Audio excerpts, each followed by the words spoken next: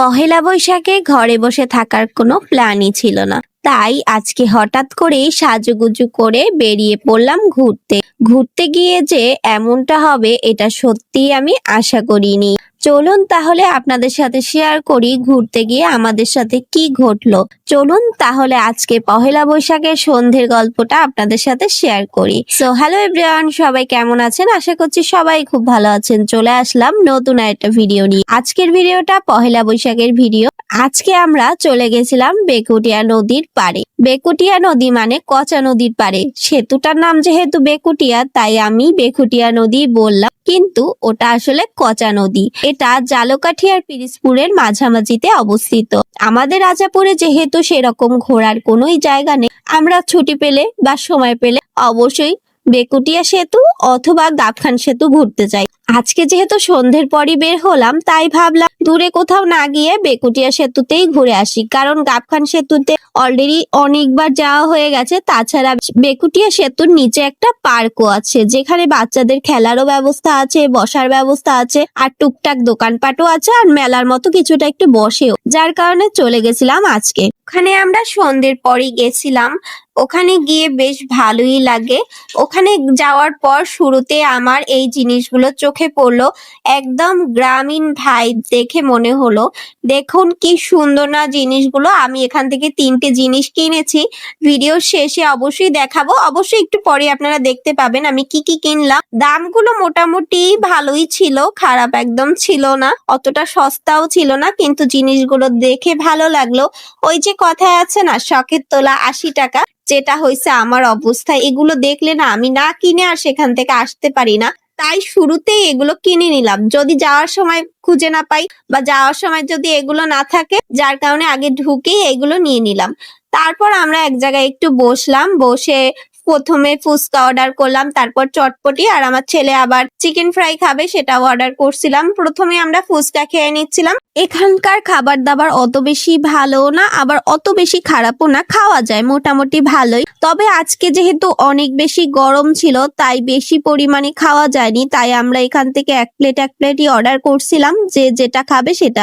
আমার ছেলে ওর বাবার সাথে ফুচকাও খেলো, আবার চিকেন ফ্রাইও খেলো। এগুলো খাওয়ার পরে তারপর আমরা ঘুরতে যাব, মানে ওখানে গিয়ে বসবো ঠিকভাবে। আমরা ওখানে প্রায় অনেকটা সময় ছিলাম, আর আমি এদিকে চটপটি নিয়েছিলাম। চটপটিটা মোটামুটি ছিল, আহামরি অত বেশি টেস্ট ছিল না। যাই হোক, ওটা খাওয়ার পরে আমার ছেলে আবার এদিকে চিকেন ফ্রাই খাচ্ছে, সেটাও আমি একটু ভিডিও করে নিলাম।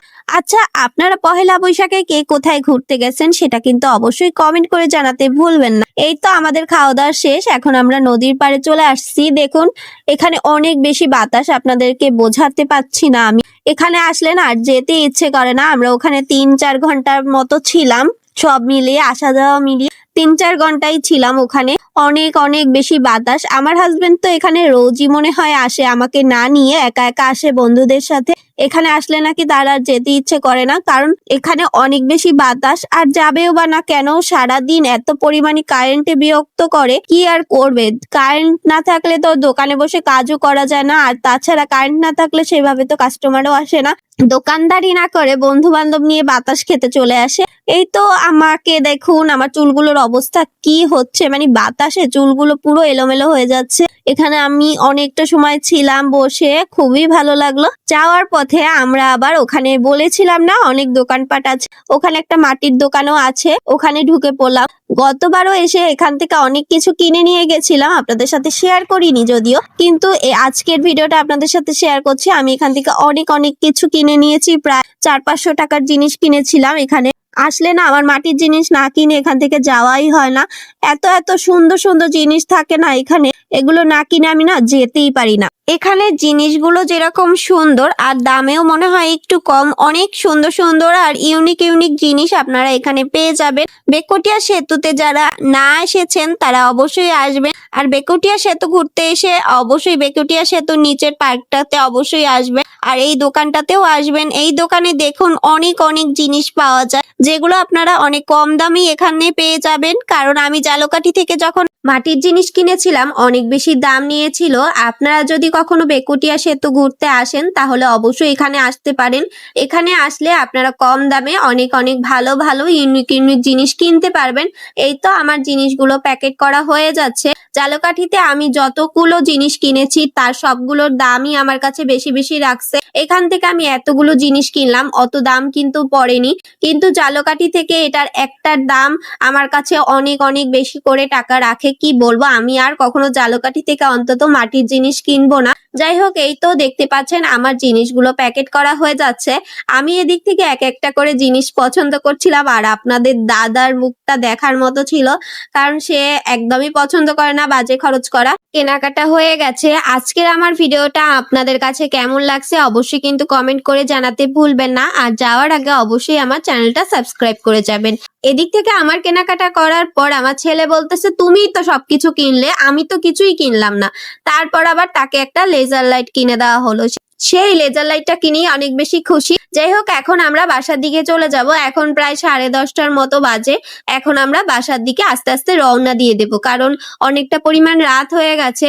এখন যেতেও প্রায় অনেকটা সময়ই লাগবে। তারপর আবার সে তার দোকানের একটা কাজেও যাবে, ওখান থেকে আমরা ঘুরে তারপরে বাসায় যাব। তাহলে আজকের মতো এখানেই কিন্তু আমার ঘোরাঘুরি শেষ হলো। আর এই তো আমি বাসায় চলে আসছি। এই দেখুন, এই মাটির হাঁড়িটা কিনেছিলাম। তারপর ওই সাইডে ফুলদানি আছে।